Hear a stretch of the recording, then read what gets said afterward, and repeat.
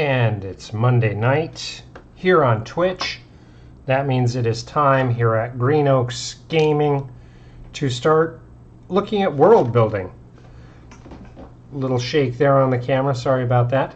Hello, I'm Joe, and I am with Green Oaks Gaming, and our Monday night schedule is all about exploring game worlds. Now, over the past few weeks, if you haven't caught it, we've really been focusing on my game world of Earth, primarily a continent called Deutschland, the northern aspects of it where I'm getting ready to start a new campaign. We've gone super deep into political circles and rural areas, what the cities are like, how the continents are built, and I really wanted to dive into one of the aspects that's going to be at the climax of the story a little bit. But I got a really interesting email. This was mid last week that I thought I would start to address on this format. So I'm going to pause on our current world exploration that we've been doing for 1 week. Depending on how this show goes, we may jump into it at the end. We'll see how long it takes and what we get to cover, and I'm hoping I'm answering the person's question. I did ask them to tune in this week so that they could talk in the chat, and hopefully I would be able to address their concerns and challenges and answer their couple of questions. So that's my goal tonight, is to change it up a little bit in response to some content questions and concerns that we received. So you can see on the big screen behind me the map of our area, or the map of our world, part of the map of our world, and the area that we have been focusing on of Deutschland down in the kind of lower left area. That's the area we've been focusing on. But I got a good email here, and I'm not going to give the users or the emailer's name that came on the email, but if you're tuning in tonight, I hope this answers your questions and quells some of your concerns. So the biggest thing was they gave a compliment that we we go into a lot of depth in our world creation and tying things together the way we have in the past shows. However, they don't have the time to spend doing world building to this depth, especially when they're looking at an entire world. What are the quickest, easiest ways to start that I can take something and create something memorable for my players? How would you go about it as a new player and GM? And where are the best places to get resources that you would use? Fantastic, fantastic. I love it. Excitement, it just like nobody's business. And they're absolutely right. I have been building my game world since probably 1989 or probably 1987 to 89. In that time frame is when I started working on it. But I'm going to kind of go through a quick, easy way to take on some of these challenges. And it's most likely been covered by a lot of other content creators like Matt Colville, How to Be a Great GM. I'm sure there's lots of content out there, but I do thank everybody who tunes in and watches this. So the way I started, tools were very different from what they are now. So I actually did a workshop group that covered this quickly over maybe an hour. And I always tell people, don't reinvent the wheel if you don't have to. Don't. When I started, I didn't. My game world did not start with my game world. So I actually had an old BLM, Bureau of Land Management map that was the beginning of my gaming world. So one of the best aspects that we have is full license from content creators at Wizards of the Coast, basically, to use their game setting, which is Faerun, currently for 5th edition. The Forgotten Realms is where the game primarily is set. There are some variations to that in some of the published materials, but the focus is on the Forgotten Realms, specifically the Sword Coast of the Forgotten Realms. So why not start there? If you're already running an adventure, it's going to be located in that location, and you can quickly and easily find content online to bolster those locations. And even though we're in 5th edition now, a lot has been going on in Faerun over the years, you have free license from Wizards of the Coast when you first start playing to utilize their materials, as long as you're not making a profit from it, and that you're, of course, not considering your content canon and knowing that their content is canon. So one of the things I did earlier was I just pulled up a map of the Forgotten Realms. This is Faerun, and while it isn't holistic, this is what we're dealing with. And I was hoping my cursor would show, but it isn't going to. Along the side, on the left of the screen, is, especially the upper side, is your Sword Coast. I don't know if I'm able to zoom in or not. I'm going to try it and see here. Nope, it is not going to let me zoom in, because they've got multiple maps of the areas, of course. But the upper left side of this map is the Sword Coast, where most of the published adventures are starting. Now this is a massive, massive content. You can see in the center there that huge giant sea that goes out to the right of the map. The areas that are covered in this map are so diverse that they actually do have to break it up into small sections. Now there is a website that is called the Forgotten Realms Wiki. The Forgotten Realms Wiki. And it goes through and just gives a lot of information about all the different areas in Faerun. Set by set, each area by each area, what had been published or what has been published so far. So it breaks it up into all the different areas. You can see scrolling through on the map there, it's broken up really nice. There's West Faerun, northeast, north, northwest. There's your Sword Coast, the Savage Frontier, Silver Marches. All that is in that little tiny area. That little tiny area of that overall map that we showed, that's the Sword Coast that all of the adventures, or the majority of the adventures, have been taking place. So I bring this up for two reasons. One, the material's already out there. You've got free license to use it as long as you're using it privately in-game with your own gaming groups and not trying to make a profit of it. Pull the map and make it your own. Whatever has been published in that wiki, you don't have to stick with that.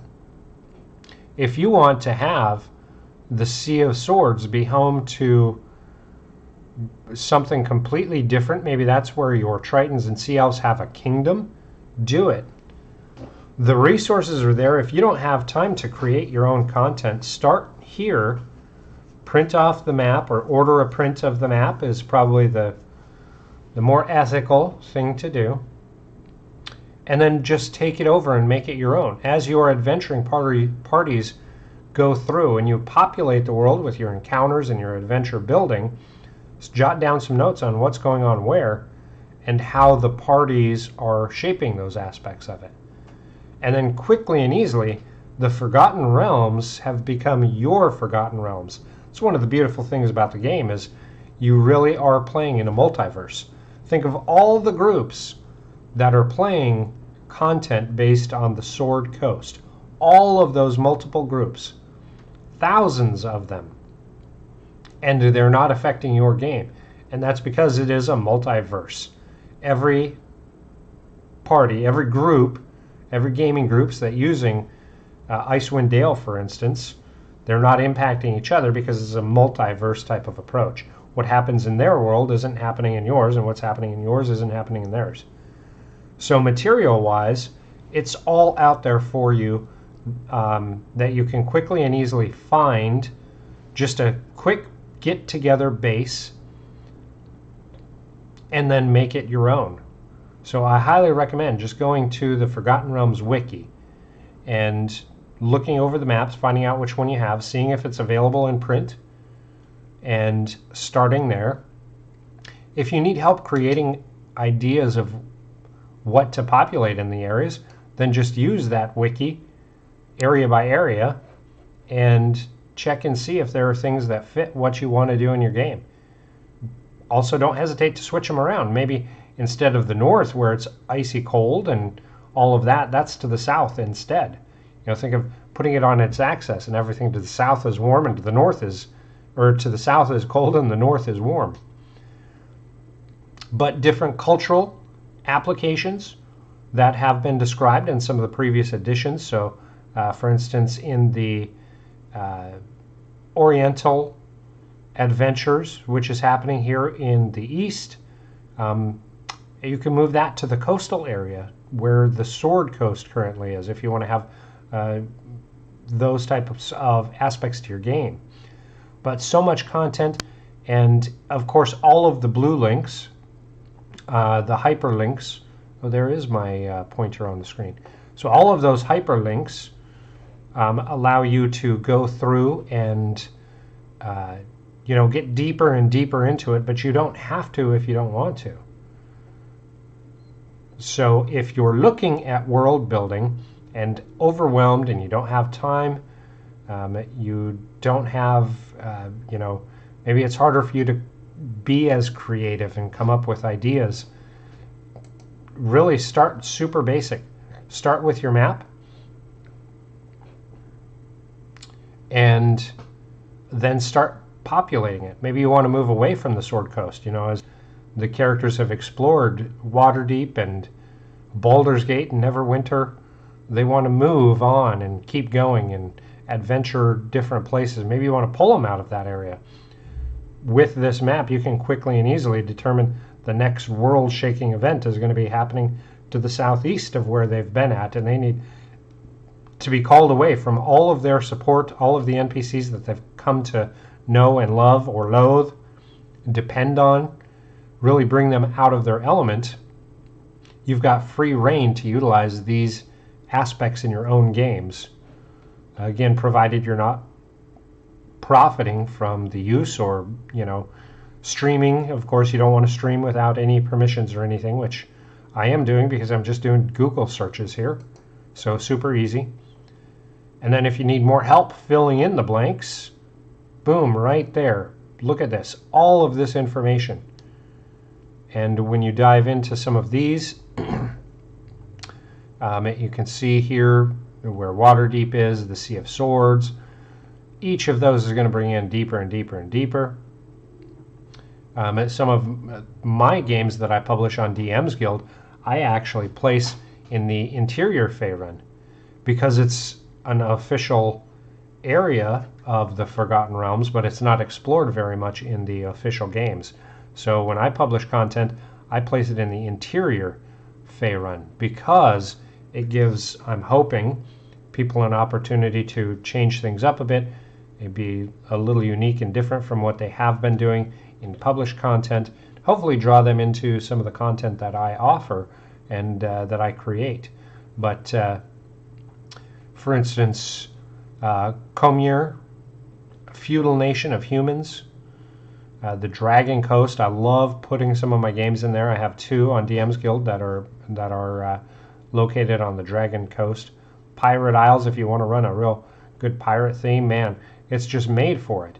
Made for it. And by that, what I mean is when you click on that hyperlink, it's going to bring you right into a zoomed in image, give you the geography so you can quickly and easily describe things, talk about the islands.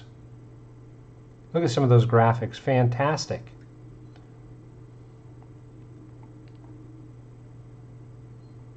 And then again, more hyperlinks. So this goes so deep in content if you don't have time to create the game world that you ultimately would love, the resources are here for you to use, and it is a quick and easy way for you to dive into world building and start creating something of your own.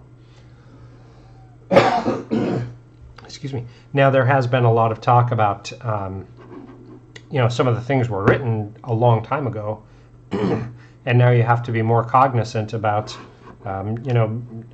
being aware of, some of the changes in societal norms that we have from when a lot of this content was written. So, for instance, if you're working in Karatur, which is where the Oriental adventures took place in earlier editions of Dungeons and Dragons, if you're worried about things like that being inappropriate or anything like that, if you have good insight into how you want to portray those cultures, you can definitely not even pay attention to what has been there at that aspect. I just say utilize the space on the map that you want to put those locations in and those peoples in, and then make it your own. And again, you don't even have to use things like Oriental or even European or South American, anything like that. You can completely and totally make your own fantasy realm just by having some type of a backbone to start placing those aspects. So the materials and everything are there just ripe for the plucking. And I really recommend people really look at things like that if they're considering world building. This is a great, easy way to have so much of the items you'll use, like a map and descriptions of topography and weather and climate and things like that, just laid out for you to cherry pick what you do and do not like. Again, for me, when I first started mapping out my game world, I started with a BLM map, and it was extremely generic. With a felt tip pen, I started marking my own areas, creating caves in some of the mountains and things like that, and then I began expanding it further and further and further and further until I actually built a world. So that was the aspect that I took, was taking a small area, in my case it was a state map, and using that for the basis of my adventures, and then expanding it. So the initial area, of course, now we've gone through so many different editions that my world has changed in each of those upheavals of edition changes. I call them ages, the end of an age, and those areas are, just distant memory. So many of those aspects I still don't use to this day, though the world is rooted in that aspect. The first explorers of my world, which is myself, my characters, and some of my friends and family's characters, their legends and lore still live on in my world today. So if you're crunched for time, if you've got challenges with being creative, don't hesitate to go with what's already out there, because again, reinventing the wheel isn't always necessary unless it comes to you pretty naturally, or you're able to spend time and effort and energy and mental thought processes on it. The materials that are out there already, that are already approved for us as gamers to use, just go right there. Now, we touched on it a little bit, but I talked a little bit about using like the Sword Coast and pulling people out of it, and the same goes with Icewind Dale. So if you have used adventures, whether it's Dungeon of the Mad Mage or Rime of the Frost Maiden, Ghosts of Saltmarsh, whatever you have been doing, and you do want to change things up, especially now where we have a lot of our players who can also be very meta. They know the area, they've read through every book that's been published, they know what to talk about with Xanthar when they run into Xanthar, so on and so forth. By changing things up and moving them into a new area, you start to eliminate that, because what has been published before, again, is not applicable to your own world. So if you're looking to kind of throw off your players, give them some challenges, make things feel new and exciting and different, looking at the larger world of Faerun and starting to come up with your own adventure ideas and encounter ideas in the Faerun map, in the Faerun setting, but away from what they may know, could be extremely beneficial. Now, it may be true that they can Google just as fast. They may have extremely great Google foo, and when you mention that you're going to, say, Karatur, they'll Google it to see what it is, but that doesn't mean it is what it is. That's why I say really don't hesitate to shape and mold and change things to fit your game, your gaming style, and the stories that you want to tell. Maybe all of the information that they as a player get when they start bringing it up and talking to it, that's when you have to do that hard stop and say, well, your character doesn't know that, and give me a history check. Well, they know that that was ages and ages and ages ago, and since then Karatur has not been visited, or there has been some type of earth-shattering event that has given it complete upheaval. It has been blocked off for centuries, and only now the passes are being able to be traveled again. So looking for ways to expand your game and challenge your players in new, exciting, and different ways could be a benefit. Especially what I've noticed from most of my players is they like to be surprised.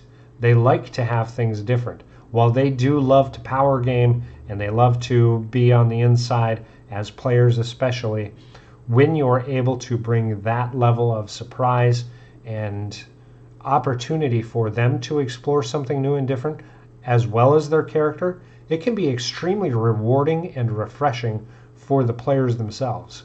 So I've found a great opportunity in making sure to mix things up, keep things different, and this is just such a quick and easy way to do it if you're limited on time, limited on opportunity to go all out and create a world of your own. There are so many worlds that are out there, super quick and easy to do. In that vein, another thing you can do is Google Earth. Now, I'm going to do this on screen, and this may be a super wreck. I hope not.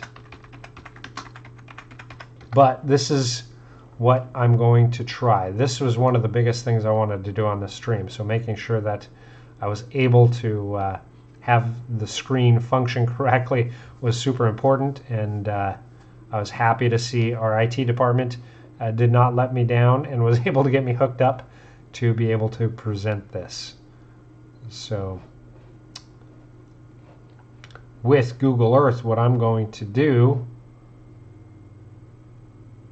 is just start zooming in, and I'm just going to pick an area, something that I think is going to be really cool, and I am going to say let's go with, I like the peninsula there. So this kind of brings me back to what we have been doing in Deutschland, where we've got limited opportunity for travel between peoples, right? We have the southerners and the northerners is where we're focusing all of our stuff. But think about this here. So with this peninsula, I mean, we know it as Panama, right? But that is your choke point between the peoples of the south and the peoples of the north. What a fantastic opportunity to start looking at how can we utilize this map and create a game world. We want to have opportunities for land-based and water-based adventures. Look at this, prime for the picking. This is going to be a major thoroughfare from the peoples of the south and the peoples of the north, as well as opportunities for boating, especially, we know this is the Pacific, but we could just completely say that these oceans and seas are very tumultuous, so this is really harboring opportunities, as is this area here. So we could have A lot of opportunity for water-based adventures, especially in this more shallow, calmer area. So we could quickly and easily just get a map right here and even just copy and paste it into some type of drawing program and take the outline, rename all of the areas that are highlighted there to whatever we want. We could go to a fantasy name generator and rename all of these areas, and all of a sudden we have an adventuring area that is unique and different. And even though it's based in reality, we can make this completely different and have floating cities that hug the coastline. So the people aren't actually utilizing the land more than just land bridges and a couple of outposts and small villages, but it's being lorded over by people in cities among the clouds that hug the coastline, that use the updraft from the coast, and they lord over this area that way. But things like that are great opportunities as well. As we zoom in, really looking at how to utilize that geography and create a story around it, super interesting in my opinion, and something that I think anybody can do. Because we're starting with something that's based in reality, it's easier for our minds to wrap around how would we utilize this gaming area in our gaming world. So that was one example. Now I'm going to go to something completely different, and this one may throw some people for a loop. But if you're looking at fantasy adventures and you want to make things very different, if you know the type of climate that you want to play in, there is a lot of opportunity to really bring in some aspects that may seem more familiar. So in one of our reviews, we talked a lot about, or we did a review on the Odysseys of Theros. And it got me thinking, those Grecian campaigns, Tammy was extremely excited about what that would mean for some gameplay. But I was thinking about a lot of people can connect quickly and easily with history, right? So if you're a history buff and you have some things that really inspire you, why not start out with something that is a little more historical, and you can quickly and easily draw on history and your knowledge of ancient history to tie into your games. So Greece is definitely, when you start thinking about ancient Greece, Istanbul, and that whole Mediterranean region, there is so much opportunity to pull elements from history. And a lot of that was made up by the geography, right? Where were the peoples located and how did they navigate? Mostly it was by water, a little bit by land, but the land led to more, land wars and less exploration. However, pulling this map and utilizing this as the gaming area that we're going to be focusing on allows us to use historical aspects to weave into our game, which is going to add more familiarity for ourselves as GMs, but also for our players, because most players are going to have basic understandings of history. And when we're referencing things that they can relate to, even though we're changing it and making it fantastical and making it our own, when we start talking about the Aegean Sea, visions already start coming to their head of these Mediterranean waters and these rough coastlines and these old civilizations. So we're starting to utilize what's been laid out before us and then twisting and making it our own. We can easily take this area of map and say this is the gaming area that we're going to be playing in, and even though it looks like Greece, it is not our Greece. This is our gaming world. So Athens, we could still have be a center of population, or we could say that's really just a place where there are olive farmers. And instead, Izmir is going to be our primary location of where people are really focused. That's the cradle of the civilization. Everything is moving out from there. We could have it be on islands, whatever the case may be. Again, a super easy resource that most people have plenty of access to, and really allows us to take aspects of our own world and make it into our game worlds. So we actually got through that pretty quick. I'm pretty happy. A couple of aspects that I hope that answers the question and gives some insight on what we can do and what we focused on, and how to make it more manageable, easier to access, make it quicker, and just really give us a starting point if we need to have better management of time or effort or energy, whatever the case may be. I hope that has helped in some way, shape, or form.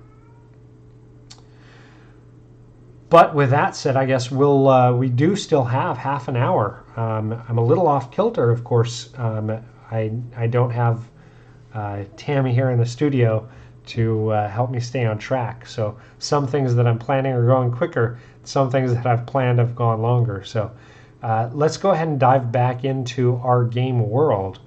And this aspect is going to be fairly quick. Let's move this back up. And so we've covered a lot of the area itself, and really this aspect of my game is not a super long campaign. I'm planning it to go from 10th through 15th, so the characters will end on 16th level. So not a whole lot of encounters, not a whole lot of time, but I do plan to use the area again more coming up. It's just not in this campaign that I'm prepping for. So we've already covered some big, deep elements. We've gone in very deep on some of the peoples and places. The climax, however, is not going to take place in this area that we have started to really flesh out and bring into the 5th Age. The game is actually going to take them in their final conflict. The final end game aspect is not going to be in this realm at all.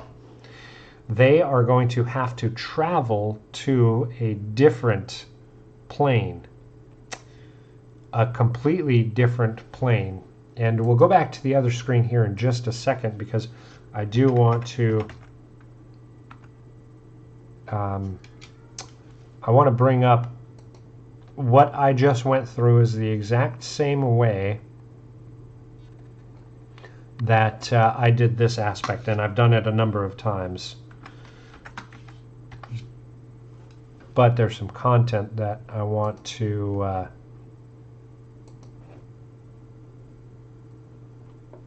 make sure I pull out. And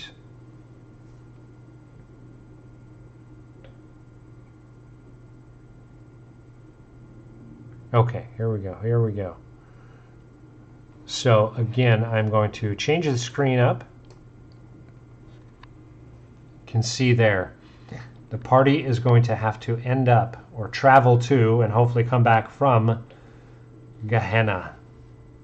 Now, when I get into high levels, I like having different planar travel, because it gives me an opportunity to really put them in fantastical environments that lower tiered players generally don't ever get a chance to experience. But two, it really allows me the opportunity to challenge them in new and exciting and different ways from what they've done leading up to that point. So here, Gehenna, the black eternity of Gehenna, is where the final confrontation is going to be. And again, I am just on the Forgotten Realms wiki. The aspects that we're going to be talking about in the game that I'm going to challenge them with is they are going to start out on the first level, or the first layer. And one of the most interesting things about this area is the entire plane is on a 45-degree angle. That's a sharp angle that up until this point they have not had to deal with. So right off the bat, they're going to get these challenges of movement. It's pretty much climbing the whole way, hoping they don't slip and fall. So where my players who have, dumped a lot into their dexterity, they may have a benefit, but a party as whole is going to be challenged just because of the environment. Just because of the environment. That's exciting to me because they're going to have to really think how they overcome these challenges of the environment as it is. Not to mention things like the earthquakes and volcanic eruptions. I'm able to, at this point, really go back to what I was able to do early on and use environmental challenges for some of the challenges that they have to overcome. And these are things that they're not going to be prepared for. It's going to be very different for them, and they'll have to, as players, think a little creatively on how they can overcome these obstacles and fight and ultimately come out on top in this element that they're not used to. So it's very exciting for me. Now, map-wise, there aren't fantastic maps of Gehenna.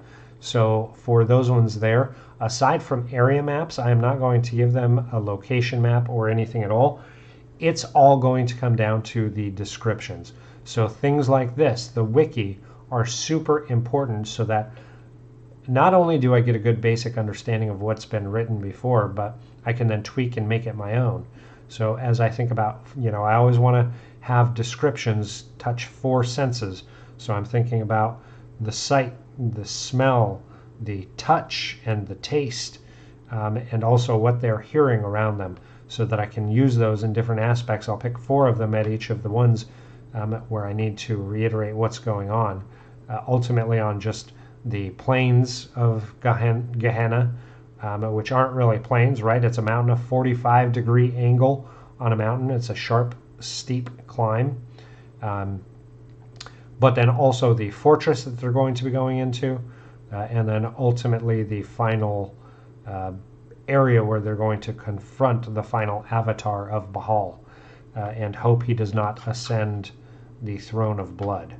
So super useful opportunity for me to utilize what's already been put out there, take what's been put out there and put my own spin on it and make it different, but more importantly, start challenging my players in new, exciting, and different ways. So it may seem like all of the work that we've been doing over the past few weeks is for naught because they're not even going to end, there. They should be getting back there, I'm hoping. I'm hoping all the party survives and they get back to the material plane, back to Deutschland, back to the world of Earth. I'm hoping they do not falter in their heroic opportunities of saving the world from Baal ascending the throne of blood. But by having this be the final area, it just really puts a spin on things that's going to be very different from what they experienced up to that point.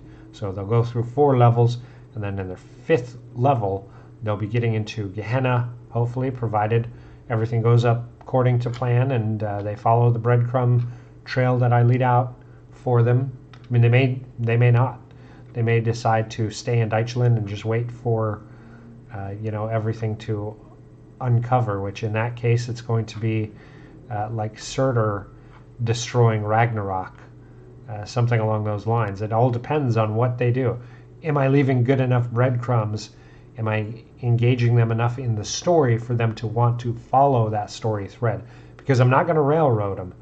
So some of the aspects I can do is I'm working in the story elements. I can be talking about, as I'm thinking about sights and sounds and smells and everything, some of the clues I can put in. I think about the clay marshes we discovered, or we went into depth on a couple of weeks ago. Maybe aside from the clay, there is a strong brimstone in the tile on the sarcophagus, the broken tiles on the sarcophagus. Where did that brimstone come from? It should be enough to where when they get to Gehenna, the strong smell of brimstone and the broken, rough stone beneath their feet should make them put those elements together. It may not. I may just be doing it too deep. It may just be for me, but hopefully they take the aspect of, and that brimstone from the clay, this is where it came from. It all started here in Gehenna, and it's going to end here in Gehenna because we're going to stop it. So that's always the aspects I'm trying to hope comes in. Oh, who is that? IZV likes my haircut. Thank you. It is a fresh haircut. Hunter says, what? I don't know. I think I got a couple of I think I got a couple of trolls maybe in there. But Hunter, I hope you're having a great night as well. So yes, with Gehenna, where the final confrontation with the final avatar of Bahal is going, there again, I am not creating anything from scratch. I am utilizing what's already been put out there, what's been written. Now I could go through and make Gehenna be something completely different and all my own, map it out, talk about the elements and what lives there. But there again, it comes to a time management aspect. How can I utilize what I have access to with the limited amount of time to have the best storytelling opportunity possible? So it all goes right back into utilizing what I can from aspects that have already been created. I don't want to reinvent the wheel for a place like Gehenna, especially when I know we're going to have, just a few sessions in there. It's one level. They'll get through 15th level in Gehenna and then level up into 16 and then have a confrontation. So one level, I'm not going to create an entire realm of Gehenna just to have one level. So utilizing aspects of game building and world building that we can as smartly as possible is the best way to GM your own game world. Take what you can, put your own twist and variant on it, make sure it works for your gaming style and the storytelling that you want to put out there and what you want to portray to your characters as well as to your players, because they will also need to have a vested interest in your game world. If not, why would they care where they're at? That's a big common theme I see about a lot of the published materials. Everything is on the Sword Coast, Sword Coast, Sword Coast, Sword Coast. I think a lot of players are getting tired of just having the gaming area be tied to the Sword Coast. And the easiest way to make that different is by taking what's there and making it your own. Expand the horizons out, offer a wider gaming world to your players and to the player characters, and I really believe that you will see a huge increase in buy-in to your gaming world, especially when the legends and lore and the people are reactive to what your players have done before or what the characters have done before. When they're tied into that game world and they have a stake in that game world and they start to see the repercussions from what they've done in their adventuring on the wider world as a whole, it may have some very interesting impacts to the gameplay that you ultimately see going on at your table. Let's see if there are any other big questions. I didn't get any via email, so let's see if there are any other big questions in chat. If not, we completed our show pretty early. It was about 15 minutes, and we covered Gehenna as well. I'm pretty impressed. Let's jump back to our game world. So for me, now exploring this southern continent here, like I said, I've been playing in this area here in Espar for a long, long time, ever since 5th edition really first came out. We've explored a little bit of Orland and then down south There's a little bit of Haveen, which is connected to Espar, but so many areas that I'm now considering. I've gotten a lot of excitement to change up and play into different areas. And again, a lot of that is going to depend on what aspect I want to have my stories kind of revolve around. Because for me, story and content is an important aspect. And I do want the geography and topography and the history of the areas to have an impact on that story element. So maybe on Facebook we'll put a poll on where I should put my next campaign, because I have announced to my players that after this short campaign I will be starting a level 1 to 20 campaign, and there again I'm thinking about changing it up again, not going to Espar, but going to a completely different area.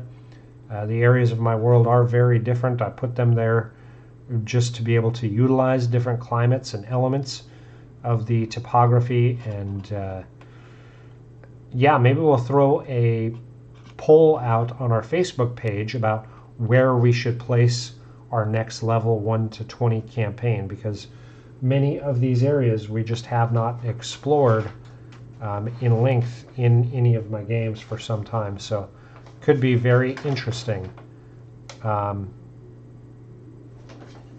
where we're going to play. Who knows? Maybe the people say we want complete ocean-based. It's hard to say, but we'll see. We'll see. See, we're still pretty early, but I think we've covered everything pretty well. I'm not seeing any questions coming up in chat, so we'll probably end the show a little bit early. Of course, I will say, if you are able, give us a follow. But we're not asking people to subscribe, but we do want to grow our followers so we get better opportunity with algorithms to reach new people and be able to have different types of posts. Also, check out all of our other social medias, Green Oaks Gaming and Green Oaks RPG Aids.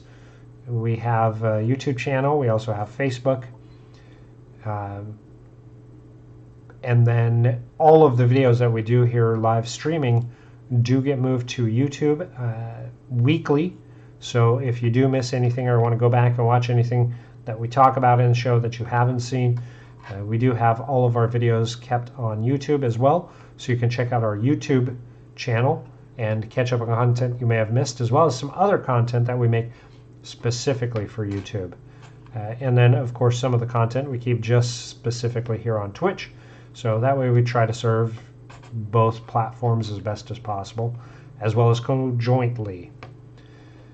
And with that, I think we're going to end our session a little bit early, but I hope everybody has a fantastic Monday night exploring possibilities in your own game world, how to create your own game world, how to utilize things that are already out there just with your own spins and twists and turns, adapting things to make it your own, realizing that whatever you create, as long as you have good support and energy and time and effort, it is going to be a success. Because when you believe in something, it's easier for others to believe in it as well.